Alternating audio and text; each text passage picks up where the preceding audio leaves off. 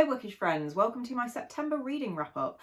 I actually was on a roll this month. I read 8 whole books in September, which is a lot more than I have read in probably over a year. Some months I only read 1 book and that was it. My absolute max that I've read, excluding audiobooks, has been 12, so I'm getting close to my maximum again. I think I probably average reading 9 to 10 books a month prior to that, so I'm really very proud of myself this month because I've kind of been trying hard, but also finding the joy in reading again.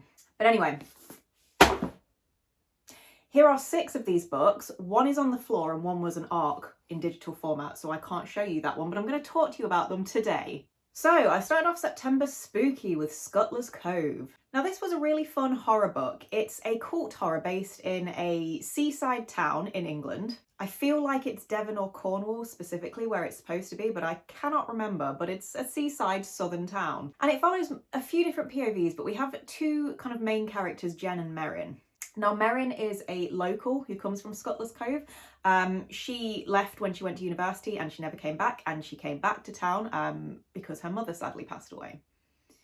And then Jen, she has come to Scuttler's Cove because she originally planned to go with her new billionaire husband, which I mean, you go girl, but then unfortunately her billionaire husband died, which again, like kind of you go girl, but the only problem with that is she actually was in love with him, so she was real sad when he died. Regardless, Scuttler's Cove. This was a really fun book. I think I gave it 4 or 4.25 out of 5. It was pretty light on the scares for me, although it did effectively build in some tense and kind of creepy atmospheres at times.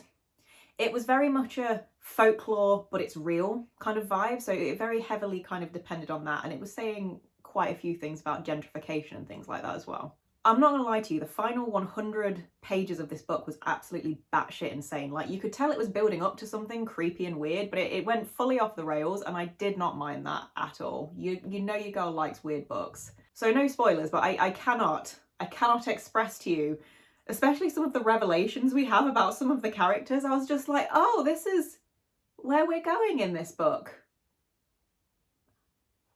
Okay. Didn't expect it. Not mad about it. Okay. But all in all, I would say if you want a really, really scary, terrifying horror, this for me was quite light on those scares, but it was a very entertaining, effectively creepy, and absolutely batshit insane horror book.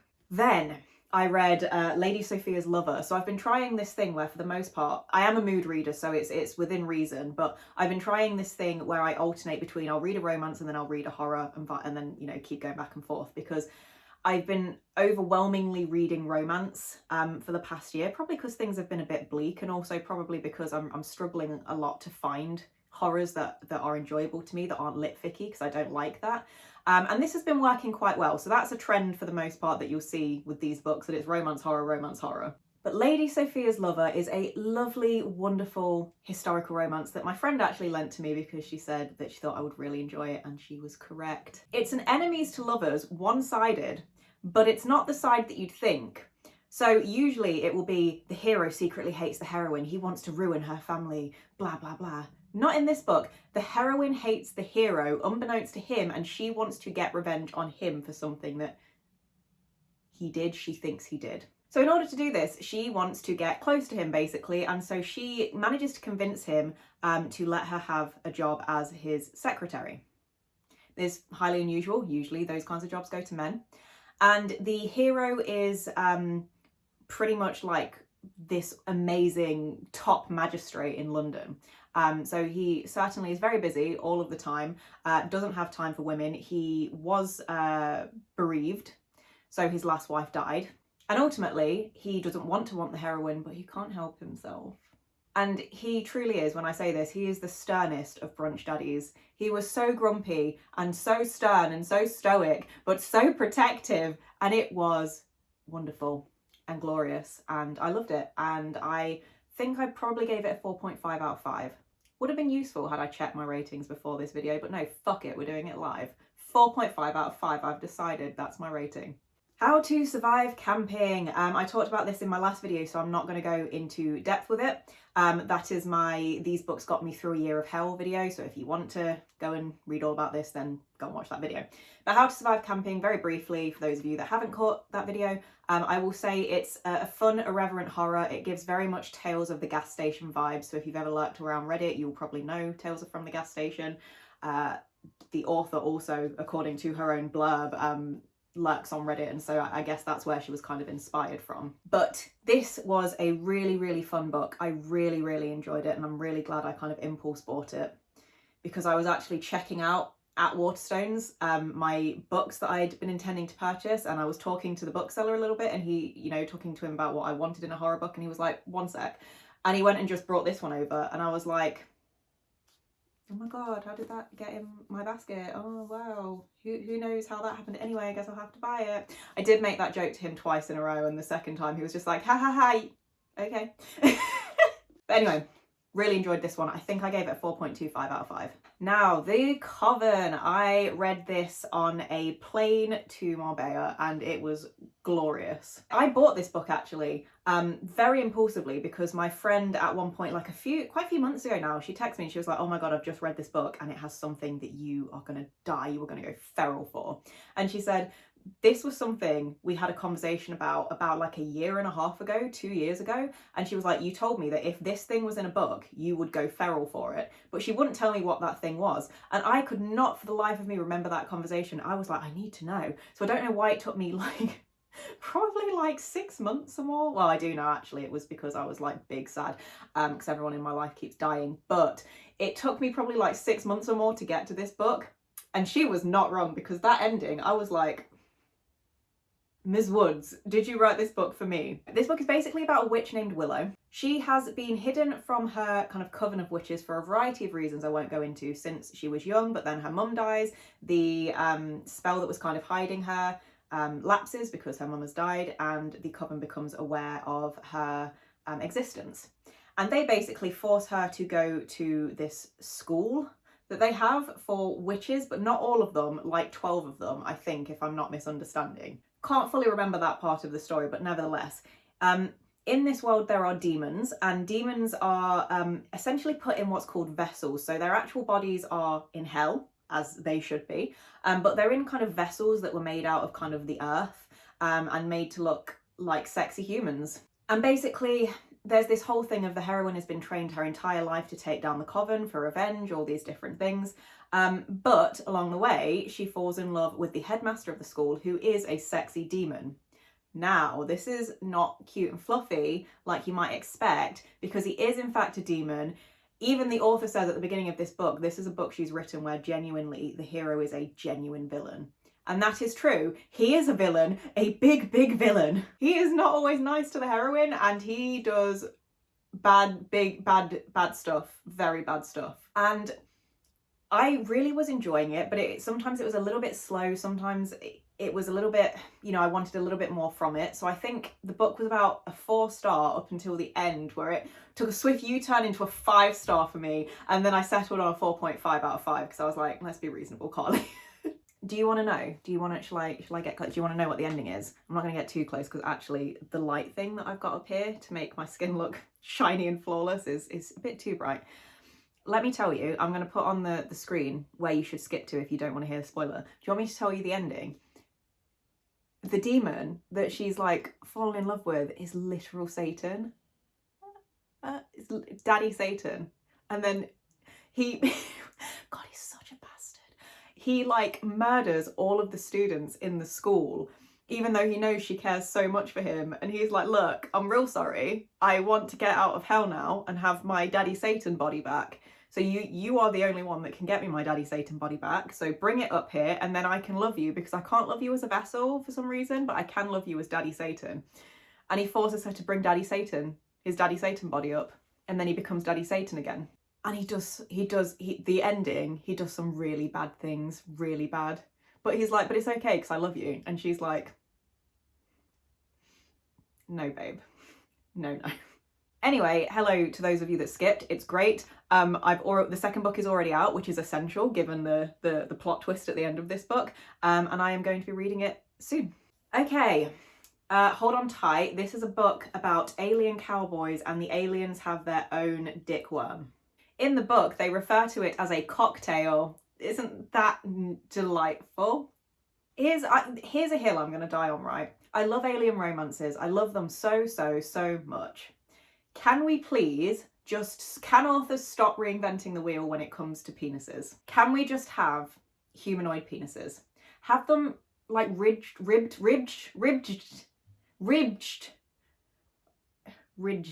Have them ridged for her pleasure. Go the Ice Planet Barbarian route sans the spur. That's fine. But can we just have them normal otherwise? Because they're doing too much, and it really revolts me. This is the one thing I don't like about this series. It really revolts me when I have to read about their quote unquote cocktail. There's just like a wriggly little worm that and they put their finger out, the human women, and then it grabs them, and then it does other despicable things which I won't mention. But like, can we stop? And then there have been so many with like vibrating warts and and I'm just like, let's just be Victoria Aveline and have normal magic sticks, please and thank you. Anyway, this is book 2 in this Alien Cowboy Rancher series. I talked about this series as well in my previous video, so I'm not going to go too in depth, but this is book 2. It's like a golden retriever black cat book. Very cute, very fluffy. This isn't a series that you probably want if you want really, really in-depth, nuanced world building. There are some darker themes and more important themes and some political themes, but they are kind of dealt with and wrapped up quite swiftly. So love this series. It's on KU, and it's something that I can just turn to when I want something light and fluffy and a read that I can just get engrossed in straight away. I probably gave this one a 4 out of 5, I think. Black Sheep is next. Now, I absolutely loved Such Sharp Teeth by Rachel Harrison, so I was anticipating I was going to absolutely love this book, and unfortunately it did fall a bit flat for me. I would imagine, I can't quite remember, but I would imagine that I gave it within like 3.75 out of 5 kind of score. And so for me, that means for me, a 3-star is like aggressively average, like so aggressively average as to be bordering on dislike. And then a 3.5 for me is like, it was pretty generic or bland or whatever, but it was fine. And then 3.75 is like an acknowledgement of like, this wasn't bad, but it didn't quite deliver what I needed it to deliver for a 4-star. So basically, this book is about Vesper, who was in a religious cult growing up, and she escaped that cult, but she gets one day a mysterious invitation to her former best friend and former boyfriend's wedding. And so she decides to return to their hometown out of spite, just to attend their wedding and kind of ruin it in a sense by being spiteful there, and I love that for her. You go, girl. Now I'm going to tell you what the kind of cult is, and I don't think it's a spoiler because it's mentioned on about page 60, so very soon in, but it is still a bit of a reveal, so I'll put like a timestamp up again for if you want to skip. But essentially, you go about thinking it's like your normal religious cult. Turns out it's a satanic cult. So that was kind of like, I should have expected that reveal, but I actually didn't. As much as I enjoyed this book, in a way, I kind of felt it didn't feel like a horror, and I had expected a horror from a horror author. It felt a bit more like a family drama, suspense with horror elements kind of book, and I just wanted more horror out of it. It was very interesting. I didn't not enjoy it, but I also didn't really, really enjoy it. Second to last, this was an insane book. So this was written by Joanna Lindsey, who's a very famous old school romance writer. I don't even know what to say about this book other than there is going to be a weird book video coming up, so I will talk more about it in depth there, don't you worry. But it's essentially a book written literally in, or published at least, in 1990, and it's a sci-fi romance about a woman... Sorry, I'm just remembering parts of the book and I'm like, that happened. It's about basically a sexy barbarian man and a super strong security fightery type heroine. Everyone in the universe is really horny. I don't really understand that bit, but it was very interesting to me to have this book be so very, very open with like sexuality and women and enjoying sex and people wanting sex, because, you know, in this kind of period, that was seen as something that wasn't really done. It was seen as something that was wrong. Women weren't really allowed to enjoy sex in their romance books. It had to be the, you know, chaste virgin who says, no, stop, I don't want it. Oh, but I must succumb and I am enjoying it, but not consensually. That was how they kind of portrayed it a lot of the time. So it was very interesting that it was portrayed this way at this time. But there were still a lot of problematic like 90s things in it. The feminism was quite misogynistic. It was also quite funny because they had that typical thing of like, the heroine is so super strong. She's like the most strongest security person ever. She has rose to the ranks of like this secret security service and she can kick everyone's ass, not the heroes. And it's like, I kind of sussed out the book quite close to the beginning where we had a description of the heroine, and bear in mind she's this super fighter, right? But she gets naked to go in the bath and the description is like, oh, she's very, very long-legged, but she's also got soft feminine curves, not very much muscle because ew, strong women with muscle, gross. No, she's got big titties and soft feminine curves. And I was like, I see you, I see.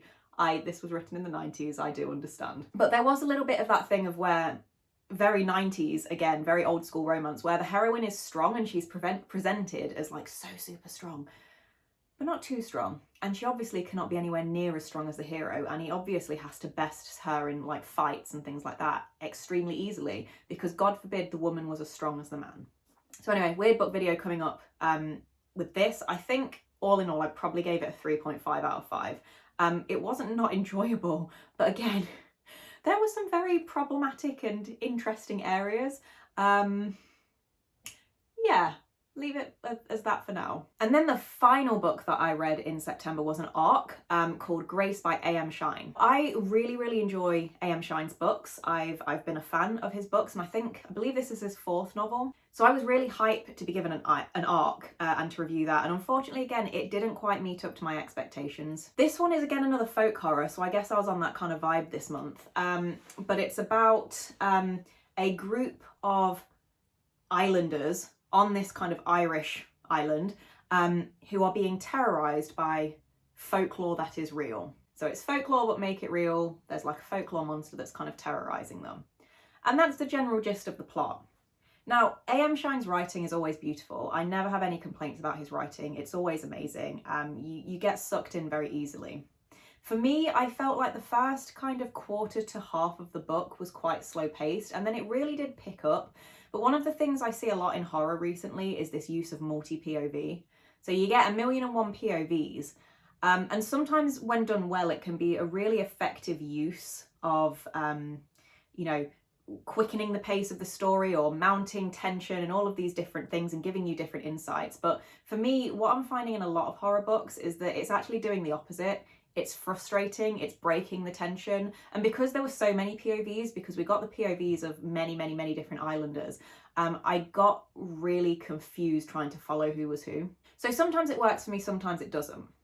I also felt, as much as it was quite slow paced at the beginning, the ending ended a bit too abruptly for me. And so all in all, it didn't quite compel me and suck me in the way I wanted, and I think I gave it about a 3.5 out of 5. That being said, it's not a book that I wouldn't recommend because I feel like it was a book that didn't quite suit my personal taste, but I don't feel it was a bad book by any stretch of the imagination. So if it seems like something that is interesting to you, I certainly would recommend it because it was a good book, it just wasn't for me. Definitely let me know if you're going to add any of these to your TBR. Let me know your particular favourite books in September as well, because I always want new books to add to my TBR. So if there's any that you read that you think I'd love, let me know. But other than that, subscribe for more horror, romance book recommendations, deep dives, subscribe for weird books because I am the weird book girl and I am going to be getting back on that horse very, very soon. Happy spooky season, guys, and I will see you in my next video where I talk about my October spooky season TBR.